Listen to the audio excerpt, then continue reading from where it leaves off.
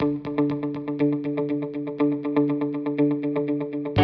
everyone, welcome to another episode of our podcast Enjoy the Journey with Jackson Milan, the Wealth Mentor, co-founder and CEO of Aureus Financial. I am Sam Panetta, the COO and co-founder of Aureus Financial, and today we are joined by Alex Menniti, the founder and director of A-Grade Landscaping. There you go. G'day Alex, how's things mate? Very well, how you going? We're doing very well. Mates, it's good to have you in here. You're a long-term friend of Mr. Panetta's here. 20 years plus, mate. Alex was the best man at my wedding. Mate, time flies when you're having fun. Sure does. So mate, I guess today we wanted to have a bit of a chat about your business journey. Obviously you run a really good landscaping business. You've kicked some pretty serious goals.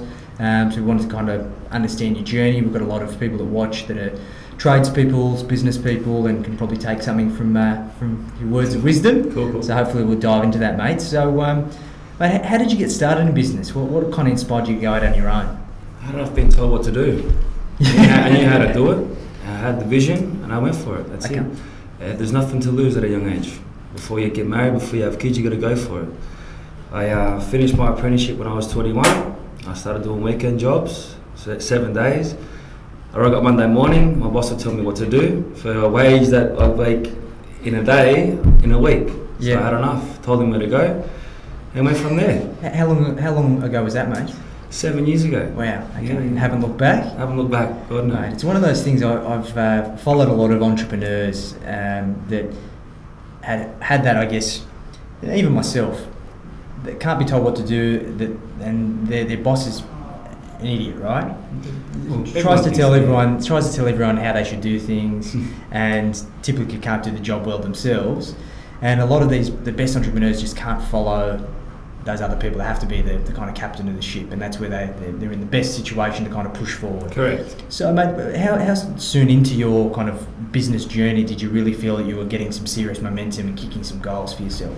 After about 3.5 years, 4 years, that's when serious capital came in. It was good. Tried to extend the business. You live and learn. Everyone makes mistakes and all the rest of it. Sure.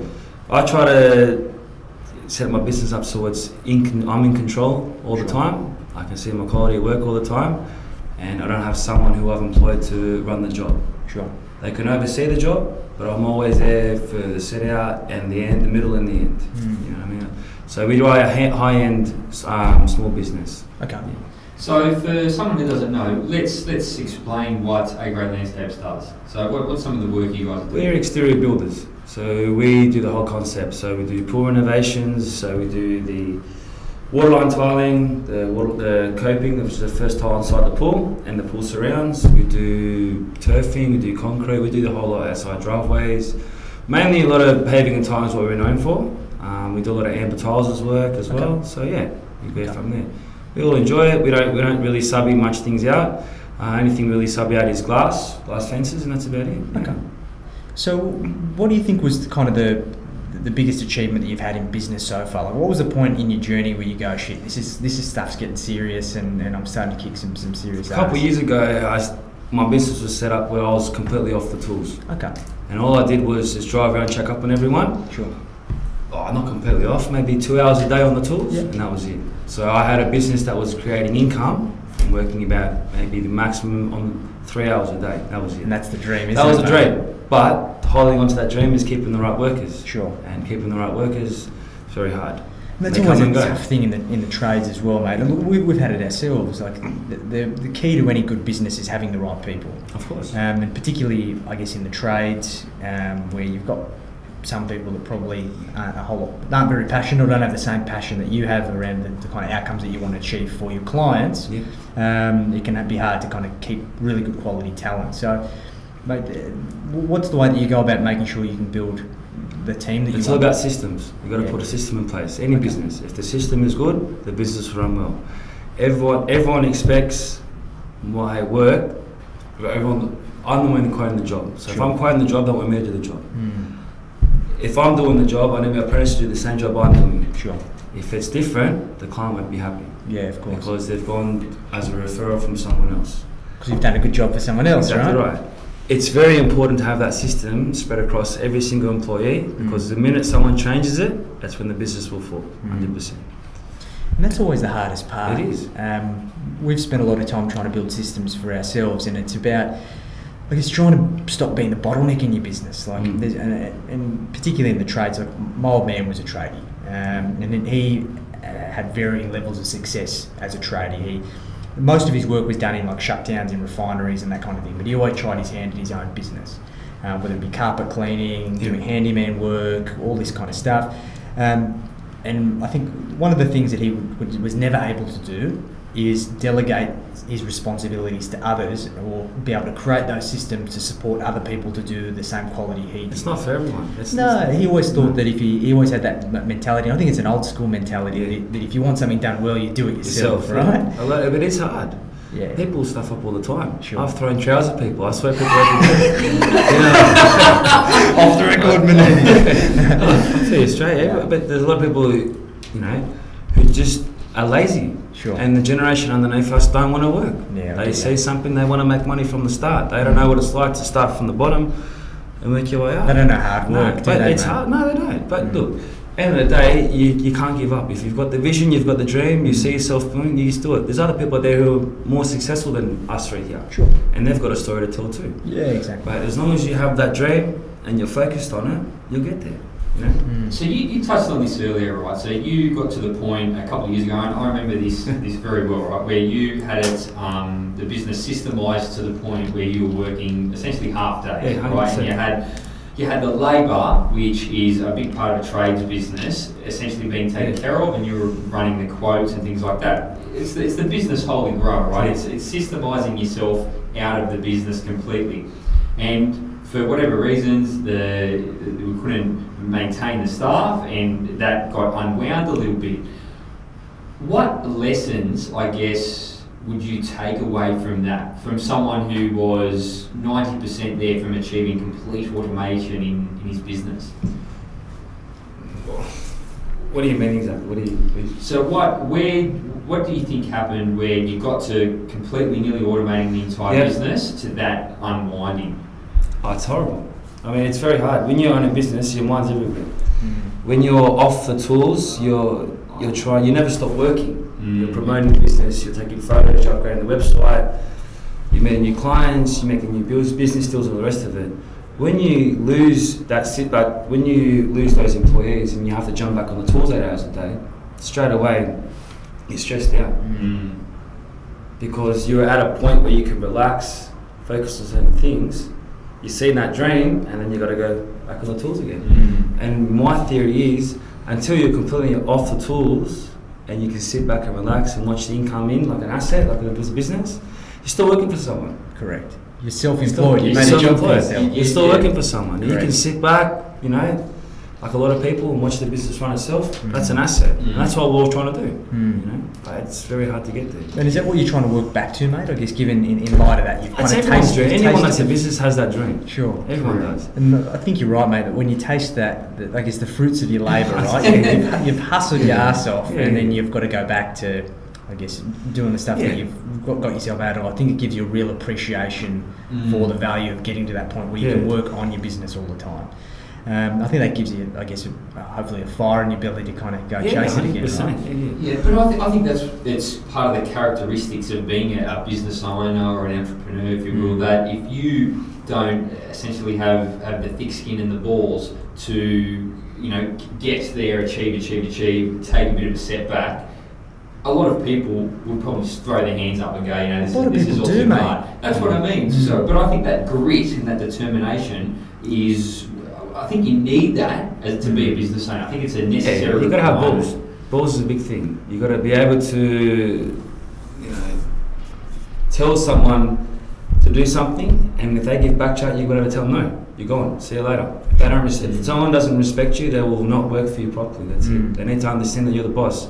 What I try to do is with my employees is I try to make them feel, okay, look, you see how much money I'm making, fair enough, good. And you're working for the same hourly rate every day. No worries, alright? Here's a weekend job. Go, there you go. Go do it. Go deal with the people, go deal with the money, go deal with the pressure. They'll come back, oh shit, this and that. Beautiful, shut the fuck up. You're working that's it. But that's life. They don't understand. But I make my workers understand. Sure. Yes, I'm doing well. Yes, I'm doing okay. You know, I'm comfortable. I'm living my life at a good rate. You know what I mean? There's a cost to that, isn't There's a there? cost behind that, 100%. And until my workers understand that, we all respect each other. I treat everyone the same work. Without my workers, my business is nothing. Correct, yeah. You know what I mean? But they need to understand what I go through and what I have gone through to get to where I am today. And if you don't teach your employees like that, they will never respect you. They take it for granted, They don't do. they? They'll steal your tools, I'm telling you. I'm telling you, they'll steal your tools, they'll steal your clients, they won't respect you. I had a client of mine actually, and he had a very successful commercial building, and they basically did, they supplied pipes for big commercial developments. And he become very successful. He basically made a bit of a monopoly for himself, was making massive margins, and he decided he was going to treat himself to buying a Range Rover. Right. Now, what he started realising is that as soon as he started driving around a Range Rover, his sick days from his staff went up That's right. by about 20%, and the days for his clients to pay his invoices extended by 2 or 3 times. For a while he's scratching his head, he goes, fuck, what's going on? Yeah. Like, my business has just turned around, I couldn't put his finger on it. And then he realised, these people think that I've got money and they feel that they That's can right. take the piss out of me. That's right. And it was then he ended up selling the Rangie, and then he drove around a bloody Daewoo Lanos or something, a Beta, Yeah. and everything went back to normal. And then he kept telling everyone that, oh yeah, if they asked him how's his business doing, oh yeah, it's doing okay, even though he was doing well. And a lot of business is about perception. People don't get the full picture. No, they don't. I think that they think from their perspective that you're in business and you just got lucky, and you've had a few wins that have got you to this level. But if you work out your hourly rate for the amount of hours that you put into your business, of doing the website, taking the photos, 100%. coaching your staff, all of this Well, I shit. wake up in the middle of the night thinking about the business sometimes. Yeah, Am I getting paid for That's everyone else, working like that everyone 8 else. hours? Yeah, that's While right. most people are dreaming, That's they're right. asleep. And I Takes wake it. It's up not and only that. So if Monday to Friday they're working 9 till 5 or 7 till 3:30. That's right. Friday ever comes, they'll go to have a few drinks. They'll go out Friday night, beautiful. Wake up Saturday morning. No problem. What do we do? We're working. Shit, mate. what are we doing Monday morning? Sunday comes, Sunday night, what are we doing? Fuck, what's going on? Where's the delivery? Like for me, for example, someone's called me sick, for example, or someone's told me a delivery can't make it, or a client might be changing their mind. You know, things happen, but you know. You got to roll with the punches, right? You gotta. It's very hard for a lot of business owners to find the balance to switch off. A lot of people struggle with that. And it's very important. Yeah, it's You very- it can't is. switch off There your is business more to and life you're in than trouble. work, but everyone's in business. You've got to be happy before you can. You have to be happy with, first of all, within yourself. You have to be happy doing what you do for a living before you can expand. Yeah. Because if you're not happy doing any of that, you're never going to make it. You're just going to be angry all the time. You're gonna burn out. stressed. You burn out, exactly right. So what do you So- do to kind of have that work-life balance, mate? Like, how do you Mate, switch Going off? to the gym or doing a martial art or something like that. 1 hour, turn the phone off. It's your time. Escape from reality. You're working on yourself. You know, you're releasing endorphins. You go home, you make some dinner, and you unwind. That's it. You know, if you don't have that 1 hour a day to yourself, you start losing it. Correct. You start thinking about things. You look into the business too much. This and that. It's all about balance. You know, so going out for a few drinks on Saturday night, switching off. You know, you got to have. You know, me now I do the 5.5 days. So I work my full 5 days. Half day, so that's it. Enough. Someone sends me an email, they have to wait till Monday. Yeah. You know? Christmas time's different because that's a very busy period for us. But I try to do that. Otherwise, you start losing it. Correct. But what are you working for? You're miserable. Yeah, well, I'm a big believer that you always make best use of the time that you've got available. Yeah. So if there's a free hour in the day, you're going to fill it with something, you know? 100%. And when you're a business owner, we tend to fill it with business shit. And a lot of it's stuff that's not even productive. We're just trying to stay busy for the sake of staying busy.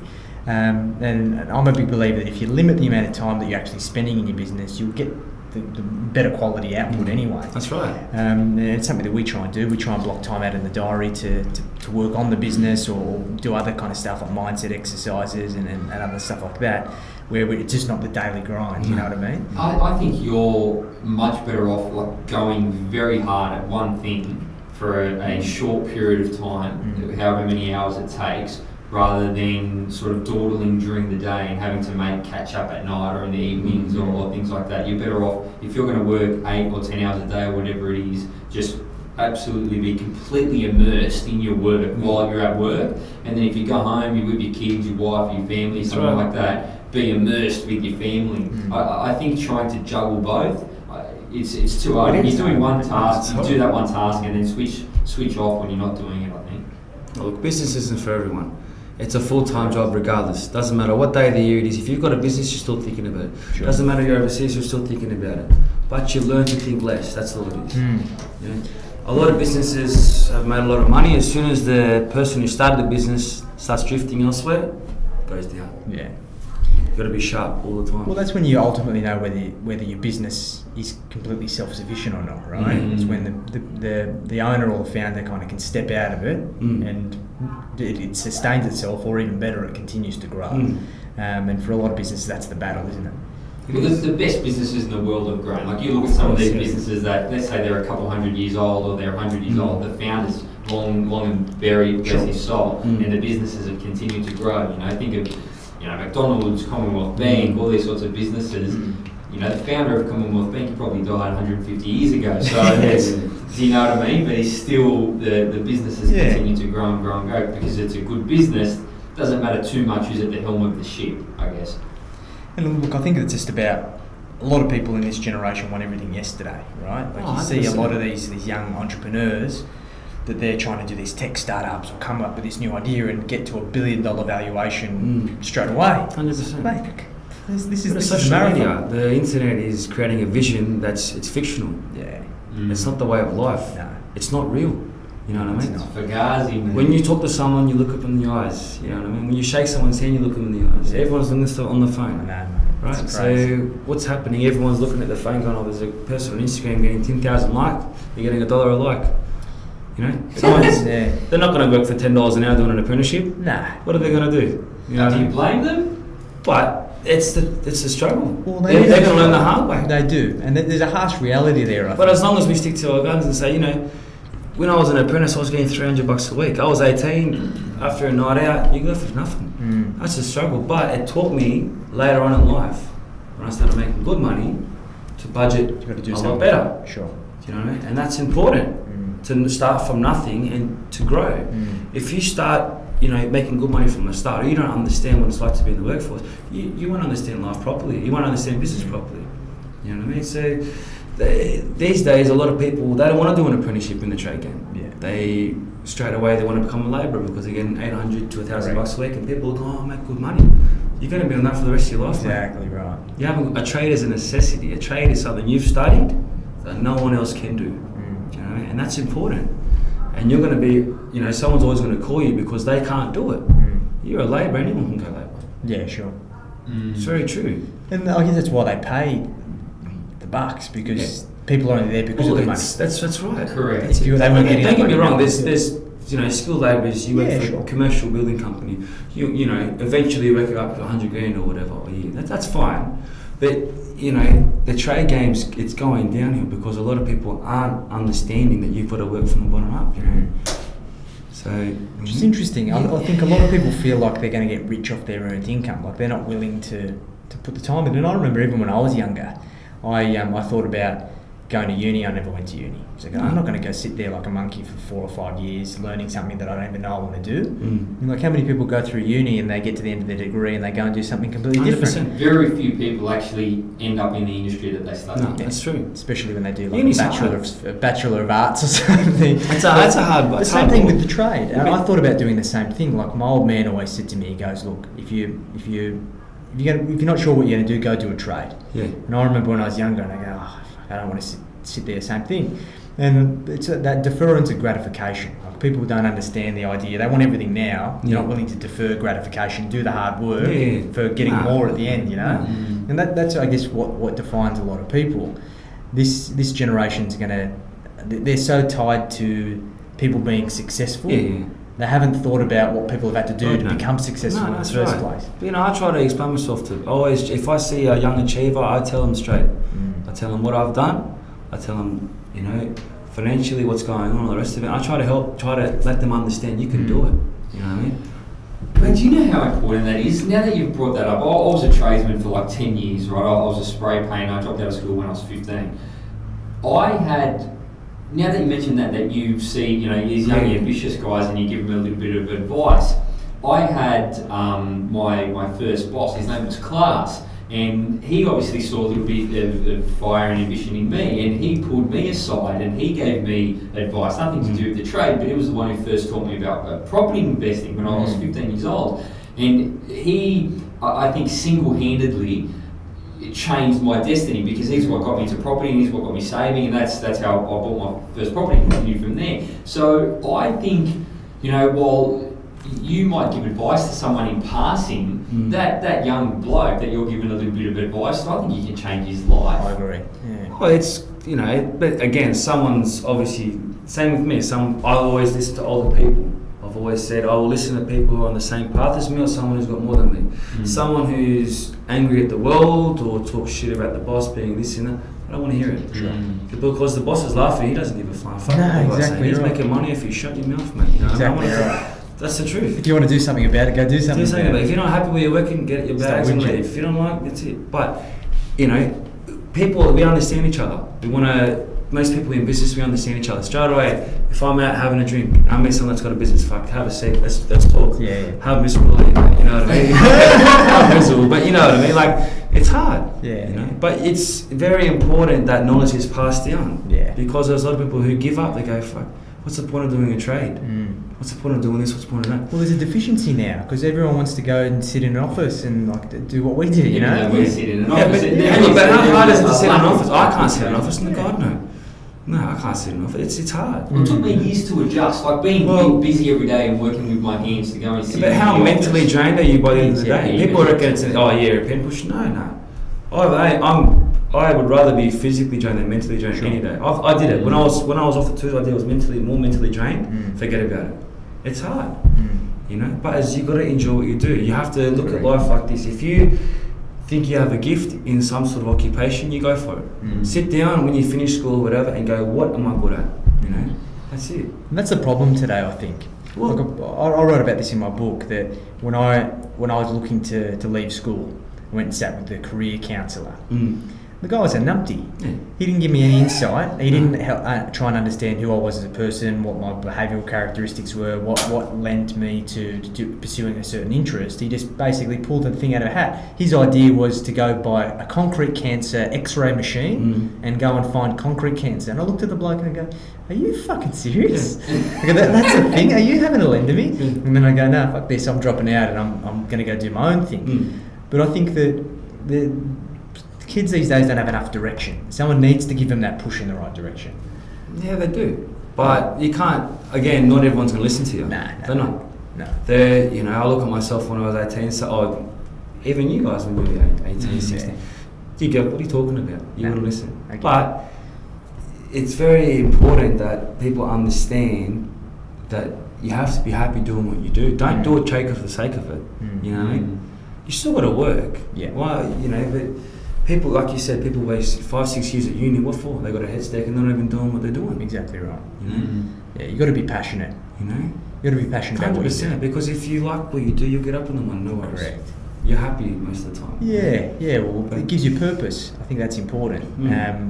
And I think that for us, the purpose that we get is from helping people achieve and you great enjoy outcomes. it. And you wrote a it. book, you're enjoying it, you love sharing advice, you know, hence why I'm here, you know, it's good, it's very interesting. Yeah, and you're passionate about what you do too, mate. Yeah, like 100%, you have to be. Your work's like up there with the best, you know, like it's phenomenal. I'm trying to get there, you know, it's a, you know, it's work in progress, but it's important to hang around people who have got the same idea as you. Correct. You know, that's number one rule. If you hang around people who don't understand you, they're going to be jealous, they're going to put you down, and you're never going to make it. It's good for your ego of being around a bunch of numpties. It is, you know. You can't be the smartest person in the room. No, there's no such thing. But if you're hanging around someone who's just always getting on the drink and talking shit and pissed off and saying Sydney prices are too high and all this and that, eating the avocado on toast. Good luck to him. I don't, you know, no, fuck him. You want to hang around people going, you know what, I'm going to fucking buy here. I'm going to do it. You know what I mean? Correct. Look, I think that's the determination. Yeah. Sydney prices are fucked, 100%. But they're only people who are buying are the ones like us three who are going to go, oh fuck, we want to do it. Correct. And that's what Sydney's about. Yeah, you've been very motivated to kind of build yourself, not only in your business but outside of your business.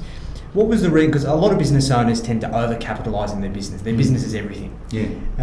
What was the reason why you decided to, I guess, not only can focus on building your business, but building your own personal wealth as well? Why? Yeah, I want to live a comfortable life. If I want to do something, I'll do it. If I want to buy something, I'll buy it. I want to be in a position where there's no thinking here and there. You know, I just want to do it. Sure. You know what I mean? I've set up my business where I only buy something when I need it, and I'll go away when I'm ready to go away. That's it. Sure. I'm in control. I'm happy where I am. You know what I mean? But I wanted that. You know, it's important. Sure.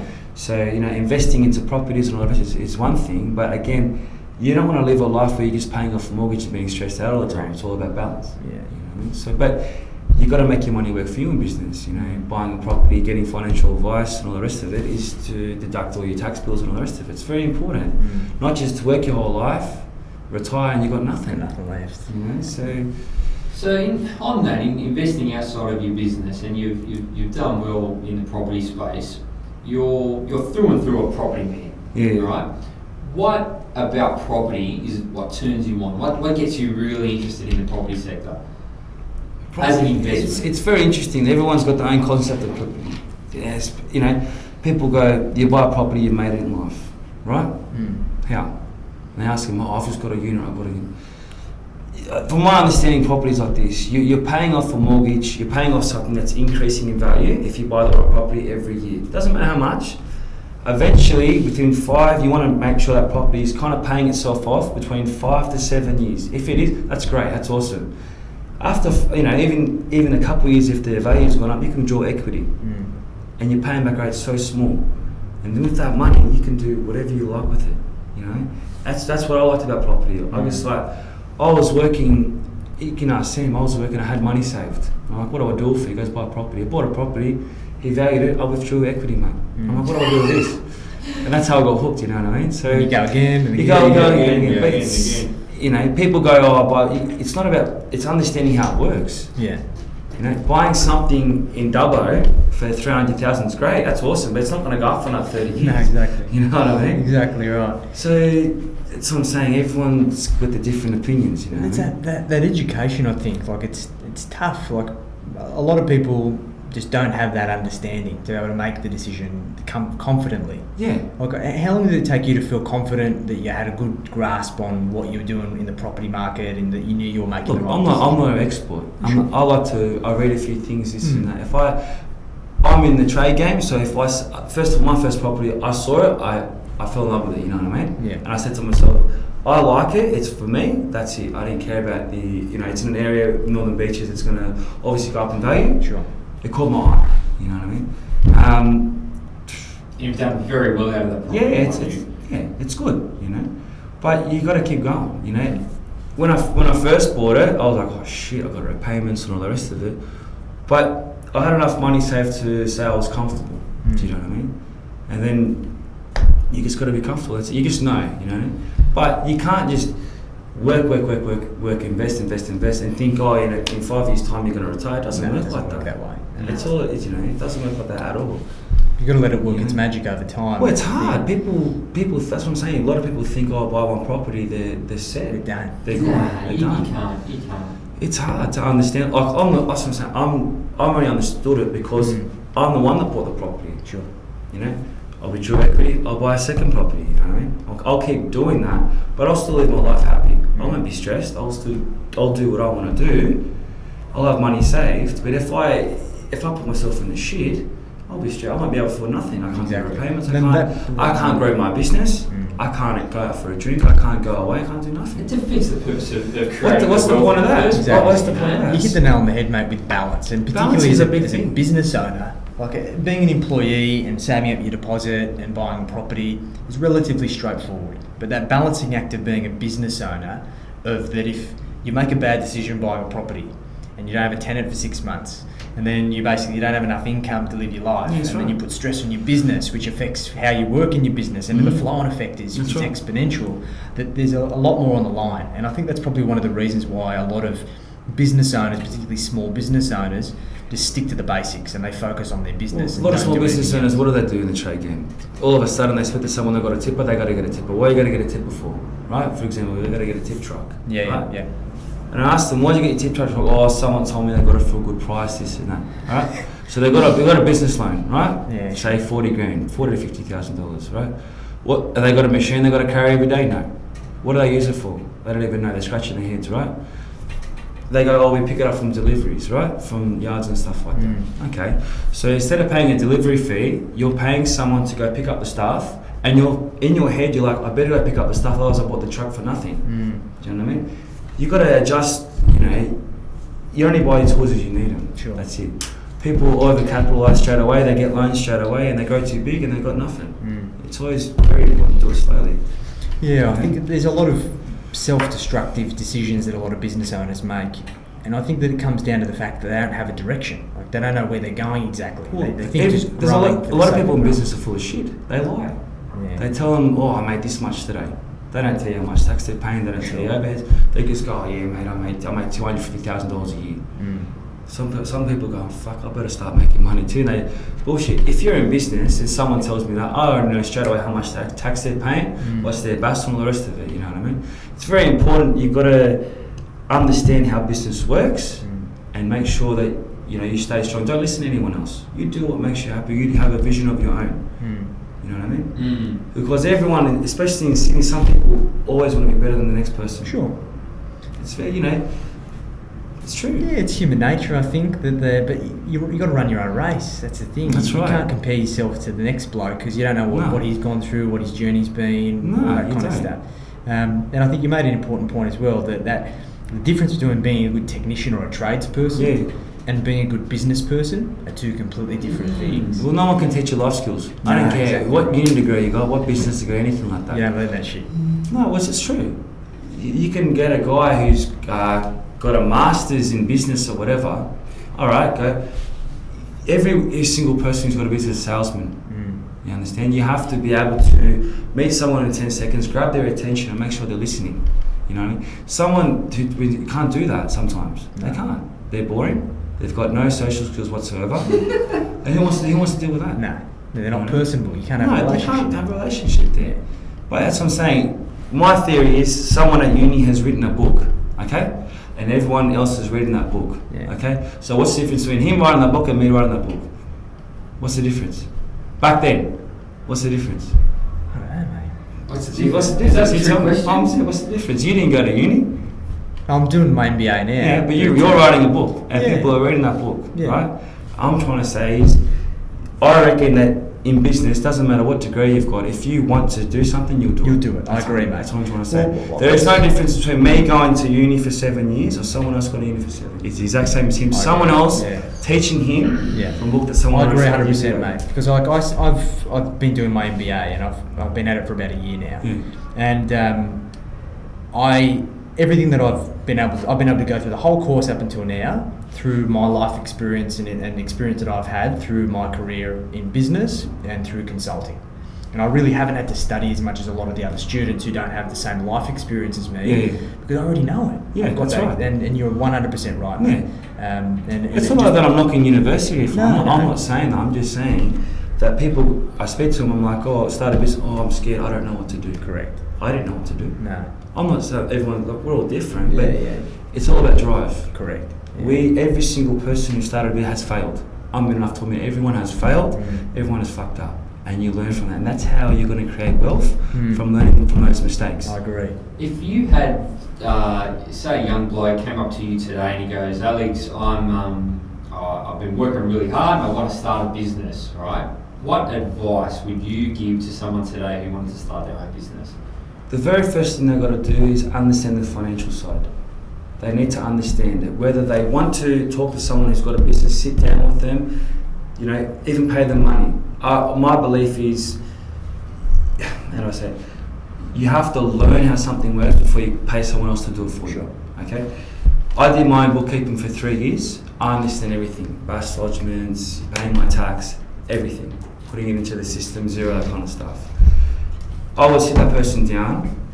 I would explain to him how everything worked. I would explain to him how tax works and all the rest of it. And he would have to understand that before I could confidently say to him, go start on your own. Sure. Because if you can't handle the stress of that, You know, You can't do it. that's what I'm saying. In the trade game, everyone's like, oh, I'm making money. They've got 50 grand in the business account, right? All of a Tax sudden, debts and all this stuff. all of a sudden, your super comes. You got to pay your workers' super. You got your workers' comp. You got your BAS statements. All the rest of it, you got nothing. They've never budgeted for it. Exactly right. All they've done is they've paid someone. So what happens if that guy you pay goes away, or Exactly something right. happens to him, or something like that? I agree. You know? You got to have an understanding Yeah, of every but- part of your business. Otherwise, people have a some limit. people are different. Some people wouldn't say you need to. I reckon you do. I agree. No, I 100% agree, mate. I think that you have to at least know a little bit of everything in your business and have experience doing it for yourself. And then you get to a point where you stick to what you know and you outsource everything else. That's true. But it's first stepping stone is to understand how it all Correct. works. Yeah. You know, it's very important. And I think depreciation on properties, depreciation on vehicles. You know, if you've made good money that year, buy another vehicle. Don't pay. You know, put it in super. You need guidance. That's where you guys come in. You know, you're gonna, like you said, outsource. You know, but it's not easy. It's not. It really isn't. juggling act, isn't it, mate? No, it's very hard. And I think you hit the nail on the head before, mate, about the failing. I think that through Right. even the education system and through the traditional workforce, that we're always told never to fail, to always do everything perfect, right? And we get penalised or we get chastised for making mistakes. But in business, it's the opposite. It's about failing as many times as you possibly can, because through failing you're learning, but you're still growing in the experience. One of my mentors once told me, you got to fail fast. 100%. Because a lot of people always try and get everything done perfect. Like, Yeah. for example, we do this podcast. I spend as little time as possible editing. Doesn't matter if people swear or whatever, right? Just get it out there, because at least it's done. It's right? real. It's telling the It's truth. real. People That's tell the right. truth. People swear. Yeah. That's That's how it is. But there's a lot of people. There's a lot of people out there that feel that they have to edit all the content, spend 10 times more time trying to get it perfect, but it's still not done. And in business, you've got to get shit done. You Even do. if it's not perfect, you try your best, but you learn from the experience. In business, there are sometimes you can't please everyone. No. Everyone's had that customer. Every single person out there. You know, you got to. It's very hard. It's very hard sometimes to please everyone. Like in the trade game, you're going to get customers who are going to come out in the morning, offer you a bacon and roll and a coffee, and there are some customers that are just going to look at you and not even say hello. Yeah. But that's life. End of the day, you do a good job regardless. Sure. And it's very important not to take it to heart. Don't take criticism to heart. You know, everyone is different. Especially a lot of traders, I know they struggle with, you know, contracts and communicating with people. If there's a variation, make it clear. If there's a contract to be signed, have it clear, black and white. Don't speak trade language. They don't want to hear that. They want to see in black and white what the fuck's going on. And people struggle with that. It's hard because all of a sudden you've got 6 guys just working for you. Client changes their mind. Fuck. Oh yeah, all good handshake. What's that these days? What's that? Not worth anything. What's that these days? You know, it has to be written, email. It's got to be done proper. But it is hard to balance that. You know, but again, live and learn. You know, if you don't learn from your mistakes doing that, every trader goes through it. Sure. But it is difficult. You know. Yeah, I think there's a lot of, I guess, negative perceptions around the whole trading experience, and even with us, right? Because we have a trade. We're doing something that's Exactly right, specialised, yeah. right?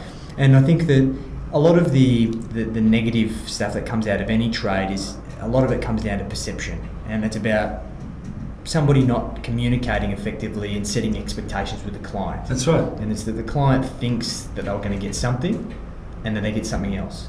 Like, for example, you go to the mechanic, and everyone thinks when they go to the mechanic, the mechanic's going to get ripped. They're going to rip them off, right? But the last few experiences I had with my mechanic, that has been phenomenal. That I drop my car off, and they call me and they go, "Okay, this is what we need to fix. This is what it's going to cost." They itemise. Are you okay with all of that before we get started? Yeah, perfect. Cool. You let me know, because they communicate. Yeah. I'm sure it'd be the same thing for you, mate. That's that if very there's a important. Yeah, well, the variation. surprise, that's what I'm saying. When I started my business when I was 22, I had a fake moustache trying to look older. What do you mean you had a fake moustache? Not a fake moustache. Not a fake moustache. No, it's not a fake moustache. I got a little bit of a moustache. I tried to look older. It was very hard to, you know, convince someone at a young age to spend, you know, X amount of dollars, you know. Sure. Anywhere between 15 to 25 grand to start off with, you know. My first job, you know, properly was a nursing home in Brookvale.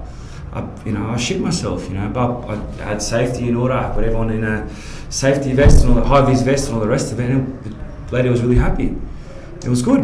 but it was very hard. It was stressful. I was shitting myself, but you live and learn. It went well. You know, when I was 24, I did a 130 grand job. Again, that was hard, but we did it. Lady's happy, gave us a referral. So you got to be, there are things that I quoted for that I lost money on, 100%. But I was willing to lose money or, you know, break even to learn from that. Yeah. You know? Deliver on your promises. Yeah, right? but if I didn't do that, I wouldn't be where I am now. No way. I know things inside. I've been doing this for nearly 11 years now.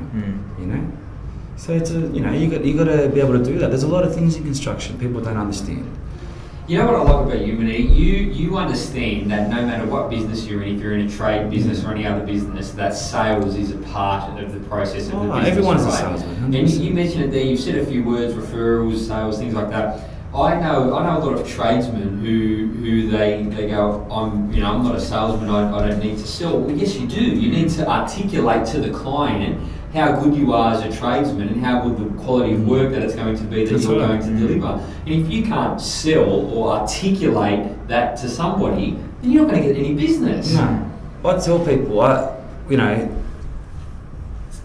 someone asked me about my quality. So I tell them, I said, right, here's a client from 4 years ago. Give them a call, go to their house. Straight away they look at me like this. What the? No, because I'm telling you. 4 years ago I did this job, or 4 or 5 years ago I done this job. Go have a look, see what it looks like now. Go, have a look. And most of the time I get the job. You know what I mean? There's no point me wasting my time writing back and forth emails or the rest of it. Someone you want to see the job? Yes or no? Go there. That's it. That's the sort of client base you want. It's very hard to get there, you know. But having relationships with your clients, you know, if you're in the area, drop in and say hello. It's always good to do that, you know. It's just being friendly. It's going above and beyond, you know. Yeah. No one does it anymore. I think it is coming full circle. I think that there was a time there where people wanted to sacrifice on the cost, save as much money as possible, and get the cheapest possible job. But I think people have come to realise that you really do get what you pay for in anything. Yes and no. Yes and no. Yes and no. There's different scales of quality and all the rest of it. I mean, it is hard. I mean, the conversion rate. How long does it take to convert a sale? That's important. Sure. You know, a lot of people. When I first started in business, when I went to quote a job, I'd spend at least an hour talking to someone, and then they asked me to see what it looks like. So I draw it to scale drawing for free and all the rest of it. So all up, about 3 to 4 hours I spent with this client. You know, the client, all they did, look at the plan, look at the quote. No worries, did it themselves. They actually drove past. They had someone else there working for them. You know what I mean? Off the back of your but that's like we all try to, seek free information. You know, so it's important to give someone a little bit of info, but you got to read your client. You know what I mean? There's a lot of time wasters out there. Yeah, there are. Yeah. There's a lot, and you have to filter that shit. You know what I mean? You have to. Time is money. You know, time is the most valuable thing on earth. It's more important than money. You know? Yeah, exactly right. So it's you've got to be confident in what you do. You know, you knock on someone's front door, you explain yourself, what you're doing, how you're going to do it, and you always want to tell people like, fuck, how much is this going to cost, this and that. You give them a ballpark. If you've been doing it for as long as I have, you know automatically how much it's going to cost. Give yourself a bit of a buffer. Let the client ease up a little bit and go, okay, no worries, Straight away you've told them, okay, it's going to cost this, and they go, well, this guy's all right, you know what I mean? You got their attention. So I guess, and that takes experience, right? Like you've been at this a long time. Yeah. For somebody who's more so, I guess, getting started, more so thinking about your experience when you first got started, comparing to how you are now. With what you know now, how would you improve your process as a beginner or just getting started in running your own business to kind of help you in that sales aspect of winning the deals, filtering through the shit kickers and getting the right customers? To convert in construction, especially landscaping, is a luxury trade. Sure. Okay, landscaping is something that is not a necessity in life. Sure. You got your plumbers, you got electricity, you need concrete to build something. Landscaping is something where people work their whole lives. They want to enjoy their pool surrounds. Sure. They don't want to see shit everywhere. They don't want to see overgrown weeds. They want a nice driveway. So it's a luxury thing. To make someone spend money that they don't need to spend can be difficult. Do you know what I mean? So there are a lot of people out there who go, oh, I'm thinking of doing this, I'm thinking of doing that. Your job is to give them an impulse buy. Do you know what I mean? To make them think, if you do this, it's going to add value to your property, and you're going to have it a lot easier here in this property. It's hard. So illustrating the value, right? Illustrating the value, exactly right. Exactly. You got to make sure that you try to don't bullshit people. Tell them straight. If you do this, it's going to add value to your property. Let me make you understand that. Sure. Do you know what I mean? It's an education process, right? It is. People don't know what they don't know. They don't know. People think they know. They go to Bunnings. They do this workshop shit. Learning how to pave in a day. Learning how to build a deck in a day. It took me 4 years to do my apprenticeship, but do it in a day. Not a problem. You know what I mean? But that's life. Everyone thinks they know everything. There's always more to it. You know what I mean? Even if it's a ranger, any occupation, there's always more to it. Yeah. There's nothing's easy. You only see the surface, right? That's right. Yeah. There's always more to it. People go, when they buy a property, people go, you've got to speak to these people who, source out and they know which property to buy. The rest people go, why am I going to pay for them? Why am I going to pay an account? Why am I going to pay the furniture? But they're stupid. They don't understand how it works. There's a lot to it. And it's the same with anything. There's people try to do their own concrete, people try to do their own tiling, people try to do their own deck and all the rest of it. That's fine. Sure. How long is it going to last? Have you used the right material? Is it the right treatment on the timber? Who knows? It's such an old school mentality. Like I know a lot of the old Italians, right? They used to do everything themselves. They'd never pay people to do anything. You know what I mean? But I think as time has gone on, more and more people have realised that it's better off to pay people. To do it yourself, but that's what I'm saying. Again, landscaping is something that you can have a go at yourself. Unless they said this is a retaining. If it's a retaining wall, people don't like to build themselves. Sure. It can be dangerous. Something that's engineered, on an engineer's plan, over a metre and above, people don't try to, source out to landscapers or block layers, whatever. But at the end of the day, you're not really going to have a hazard if you do your own landscaping.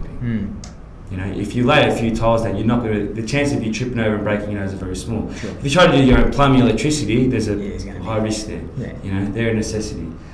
But I try to people that call me now. My conversion rate is going up every year because people understand the way I talk in my business is. I don't have time to fuck around and waste my time, my knowledge that I've studied over the years, the shit that I've gone through over 12 years to give advice to you. Either want me to do the job or you don't.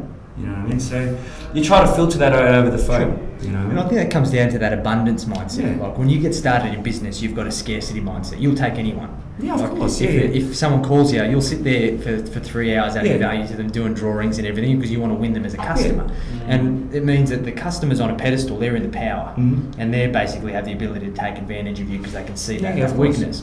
But when you get to that point where you're at, you've got that abundance mindset. You know that there's going to be work coming. You've got referrals. You've got good relationships. You can hold that frame to say, this is what I'm worth. If you're not willing to pay it, then fuck off, basically. Well, that's what you want. That's what everyone wants, you know what I mean? Yeah. But it's not about being rude. I know you're not rude to people. But you've got to value yourself. Again, people call all the time, we're thinking of doing this. And straight away, when someone says think, they're like this. Yeah. We're thinking. Well, it's straight I'm thinking I'm not coming out, you know what I mean? That's what I'm thinking, but no. It's fine, it depends if I'm in the area, but I know straight away the conversion rate on that person is going to be obviously a lot less than someone going to me, we got your name from such and such, you did a really good job. It depends. If you're really busy with work, you probably go, we're thinking, you probably go, I'm too busy, I don't really need it, you know what I mean? Sure. You don't be rude to someone, you just go, look, unfortunately I'm too busy, I'll do something else. That's what some people do, you know what I mean? But I don't have time. My business consists of, sometimes up to 6 people, subbies, sometimes, my apprentice, my labourers, the rest of it. I physically don't have time to spend with someone who's going to ask me questions or we're going to get 3 quotes. I don't have time for that anymore, I want to work with people who go, yep, we've seen your work on the website, we want you to come out, have a chat to us, all the rest of it. Sure. You know what I mean? That's it. Your value, that's it. Yeah, but it's not about being rude, it's just not at all. If straight away, if you're saying to me, I'm thinking of doing it, it says to me, I don't know where you've got my number from, if it's from the website or stuff, and you say, that's fine, you're thinking of doing this, you're using me for my time. So sometimes I go, okay, if you're thinking of doing it, an architect charges a fee when you ask him for ideas. I'm the same. So sometimes I'll go to someone who I think that's confident with using my service, I'll charge a fee. And I say to these people, I charge a fee, if you go ahead with a job, I'll waive the fee. Sure. That's being fair. Yeah, I think that's very fair. It's very fair. But you know, there are some people out there who will go, oh yeah, I'm thinking of paving, I'm doing some paving, mate, can you give us a hand, you know, this and that. First of all, I don't want to touch it because you're going to put my name to something that you've done. Everyone's different. Sure. You know? But you've got to be clear with people, you know, it's hard. So what's next for you, mate? What's next for A-grade landscapes, Alex Menniti? What's the journey look like in 5 years' time? What are some goals that you set yourself? Look, everyone wants the dream. You want the business as an asset that runs itself.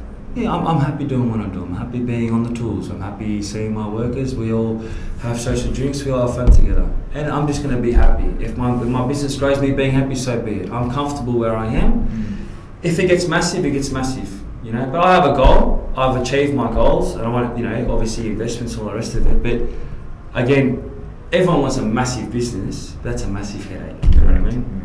And my belief is, as long as you stay happy doing what you're doing, it'll grow within itself. You know. So, you know, 5 years time, I want to be in a position where I can, you know, leave the boys on the side and go for a holiday for 2 weeks. I'm in a position where I can ease off a little bit more. But it's very hard to get to. That's what I want to be. You know? So 50% in the business, 50%, you know, holidays, or if I have kids, spend time with the kids, or travel, or whatever. You know, I want to be in that position. That's what it's all about, mate. I think that's why we put in the hard work to get to that point where we can reap the rewards of that hard work and not be self-employed, right? Yeah, it's hard, man. Yeah, I don't think anyone does it for money. No one does it for money. It's an inanimate object, you know. I think you need to do it for some sort of tangible lifestyle goals. Well, look at all these really successful people, or people that are on the rich list. They've got to a point where they've bought back their time. Because they've got enough money where they can buy back their time, and then they invest it back into things that they really enjoy, like giving back to charity and doing other things like that. And we all have a purpose. We're all here for a reason, right? We're just in business trying to hustle and work our ass off to but get. You enjoy it, man. You hustle because you enjoy it. Exactly you know, right. You're both confident. You want to talk about people's journeys because you've got a journey. Everyone's got a journey. Everyone's got a journey. Not everyone. So people don't see it. They just go, week to week. They don't want to save. They don't have no journey. People on a journey, we've all got to sit together. You know, it's very important. It's about highlighting that it is about the journey. Not the destination is important, but I think you learn more from the experience. Oh shit! Yeah. Than getting to the destination. But, looking forward to kicking up our feet when we get there, mate. When we get there, it's a long journey, mate. You know, it's not easy. You know, you're relying on employees to create wealth for you. You know, clients are expecting you to be there.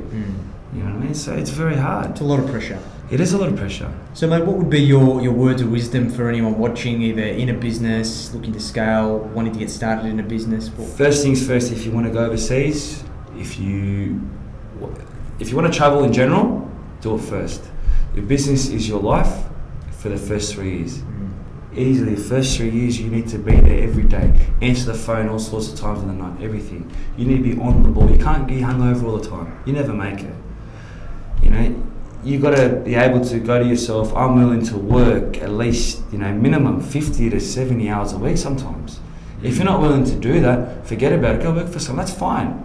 Go work for someone. There's still good money working for someone. We're all working for freedom. That's what we're working for. Anyone that's self-employed is working for freedom. Correct. So if you are willing to put in the hours at an early age, or, you know, preparing to work those 60 hours a week, you can have that freedom. But if you're not, just chill. Go work for someone. Don't stress, because a lot of people fail. It's hard. It is very hard. You know, if you're not willing to commit to those work hours, relax. Take it easy. You know, go work for someone. You don't need the bullshit. You know, because there's a lot of bullshit in politics. That's there it. Is, yeah. So my word of advice is, if you're going to start a business, be willing to commit 7 days a week. Because if you don't work 7 days a week in business, you will fall behind. Because there's going to be someone else out there doing those 7 days. Someone else having that vision. Everyone's in competition. So it's all about selling yourself, selling your business, ensuring the customer is understanding you're going to give them the best satisfaction out. That's it. Plain and simple. No mucking around. Straight answers. You know, if you're not on the ball, because people call all sorts of times of the night. You know. There you It's go. good advice, mate. That's good advice. Look, yeah, I think that further illustrates that if you're not willing to work hard and put in a lot of hard work, you're going to limit your success in business. Look, you can be successful as an employee, but if you're willing to put in the hard yards and really work towards that freedom, then business is the vehicle to do it, but it's not easy. Well, even a high-end corporate, well, a trade game, you know, if you're making a certain amount of money, you've got a lot of stress too. Yeah, sure. Yeah, correct. 100%. It's not about working for yourself. It's about aspiring to fight for free. Like if you've got a high-end corporate job, you've got leeway. If you're a big foreman on a job, you've got leeway, you know. But you've got a lot of bullshit. You're looking after, you know, sometimes 150, 200, 300 people sometimes on a job site. But you're fighting for freedom, so eventually you can retire early, you can have time, you can invest in the rest of it. So it's not about necessarily owning a business. It's just aspiring to one day be in a position where you can do what you want to do. You know? And working, you know, 8 hours a day is not going to get there for you. No, you've got to put in the hard yards. That's it. Mate, good advice, mate. Thanks, buddy. We appreciate you talking about your journey and being very candid. I Thanks really for having us, appreciate that. mate. And mate, we'll be interested to watch what you do in the business. And I'm sure you have many fruitful years to come. Cheers, mate. Good Thanks, having you Aureus. on the show, mate. Been a pleasure. Thank Another you. episode of Enjoy the Journey, and we'll catch you next time. Thank you. Cheers.